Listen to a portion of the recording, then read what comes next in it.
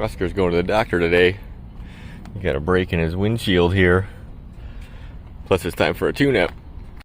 What's going on, everybody, and welcome back. We're actually headed into Bel Air here. We gotta take a look at 143 Tiara. Of course, Oscar is missing in action here, so we're in this beast Brutus here. Anyway, we gotta wire up a automatic through-hole valve for the generator, which I'll show you when we get there. So let's just get started.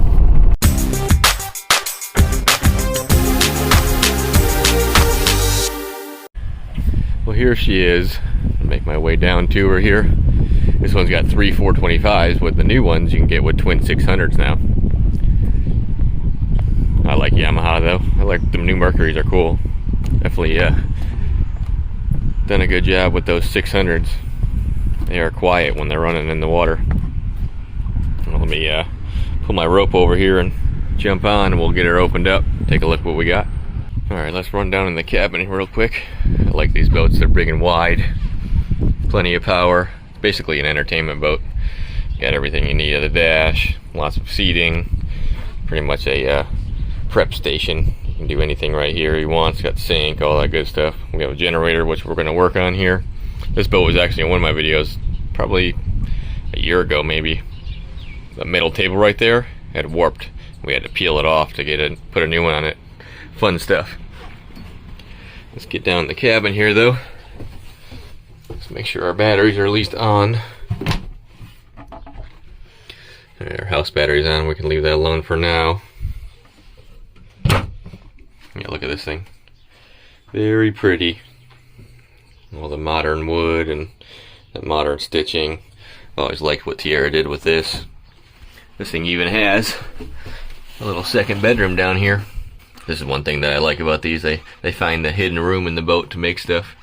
It's even got the nice wood on the back there. We got our bathroom here. Nice bowl sink. You got our mirror. You got a toilet, of course, shower, all that good stuff. We're not here to look at the boat. We're here to fix it. Oh, and they put your little pad here so you don't hit your head. I always appreciate that. So we got to go out here and go down into our engine room. Considered an engine room, really just the bilge. Alright, down here we got our batteries over here. There's all of our primer balls, all of our engine rig tubes. Got more batteries here. Those are our engine ones. Those will be our house side. They're all connected together. We got 4 for the house. Shore power reel. Over here we got our waste tank. Here's all of our main breakers. Battery charger, seakeeper, fuel air separators. If we turn here to the port side, this is what we're dealing with.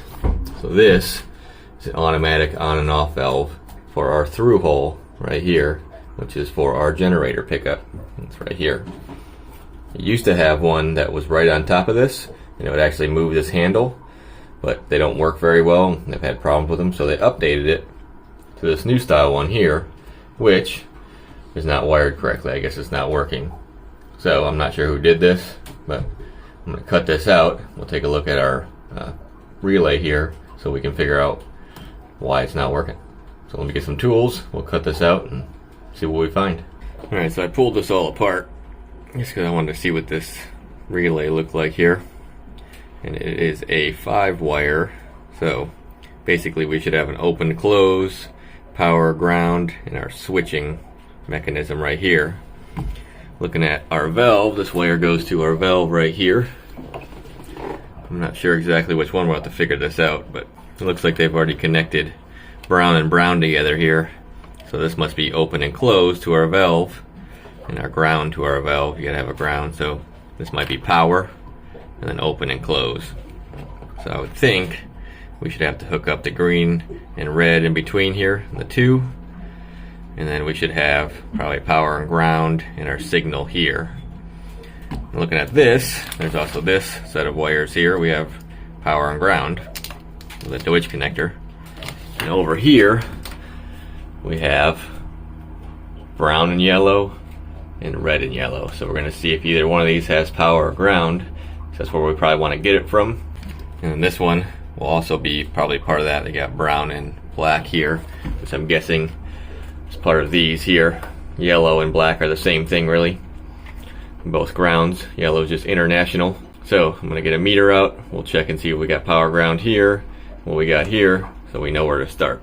All right, so I probed everything here. We have 3 grounds and nothing on our brown here. So I took a look real quick. My guess would be that that brown needs to have power all the time, because that brown is hooked up to our motor wire here. So that should be constant power to this, and then these should signal it on and off, which should come from our generator right here. That's our black and red. Which if you look on this side, it's hooked up to our generator right here. So that wire comes from our generator, so when this thing fires up, it sends our power and ground. That's gonna activate our solenoid here. So we have power automatically going to it. So it tells it, hey, turn on or off through these wires right here. What I found, looking here, we got a fuse. Right there is number 48. And here is a blown. So I'm gonna go back in Brutus there and see if I got a fuse. Of course I don't want Oscar with all of my supplies in it. I hope I have a rogue fuse somewhere. If not, maybe I'll just steal it out of the truck. So let's go dig in Brutus and see if we can find a fuse. Sometimes we get lucky and looking through the stuff here, we can find what we need from the million different jobs I've done.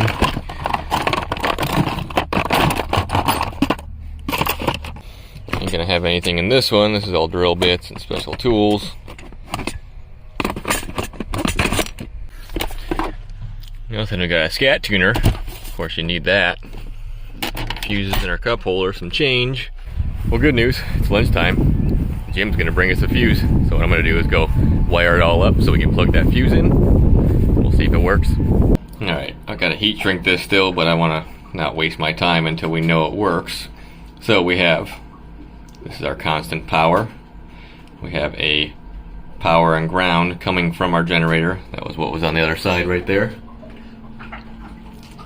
And then our green and red here are open and close. So it should activate it and open up that valve. And then once the generator turns off, it should deactivate it, which would be our close wire. So green means go, red means stop. And then we got our grounds butt together here just for our valve itself. So once we get that fuse, Jim should be showing up anytime. We will see if it works. Then I can heat shrink all this stuff, tie it all up nice, get it up out of the way so you don't even notice it. Oh, Jim to the rescue. Jim, you're my hero. Oh, I'm a savior. Something. I just plugged it in and it's activating something. There, it just turned itself on. Is it open?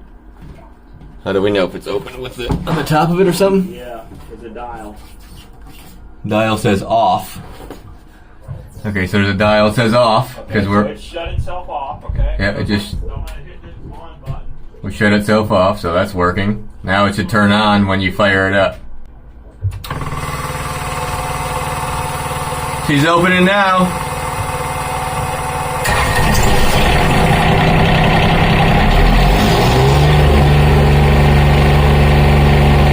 She's open. Turn it off.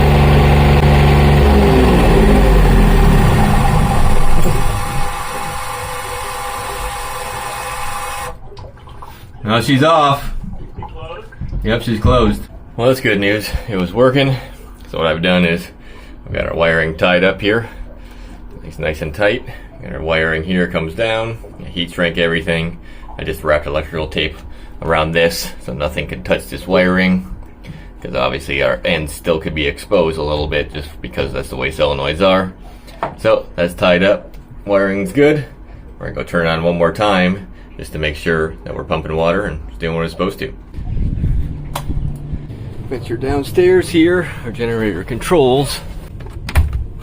There we go. And to fire up the Onan, it's different than the Fisher Panda. You actually got to hold the button and it'll start blinking at us saying that it's going to start. See it? There it goes. She's running. Now if our valve was working correctly, like it should be, we just saw that. Yep, we got water pumping out of it right here. Alright, let's scroll through our screen real quick. AC volts is good, 243. We got nothing on it because we got shore power hooked up. Coolant temp is good, 161, 163. Should go back and forth probably between 161, 165, somewhere in there when the thermostat, oh see, just went down. So We know we're pumping good water because the temperature's maintaining where it should be. Oil pressure looks good. And we got good voltage going to it because our battery charger's on from our shore power. It's only got 84 hours on it. And that's it. Now we can shut her off. Let's go back in our hole real quick. We'll make sure it says off on it. Look at that. She is working. Well, that was good news. I'm glad that it was just that little fuse that we found. We had no power to our relay or to the actual valve itself, which was causing it to not work at all. So once I wired it back up, got power to it, everything seemed to do its job. So that was good because it's definitely hot down inside that hole there. Anyway, that being said, appreciate everybody watching, and I will see you next time. Later. We're standing on top of the Tiara here. You can see there's one Grady, there's another Grady, even behind that one, you can barely see it, there's another Grady. It's Quality Boat Row right here.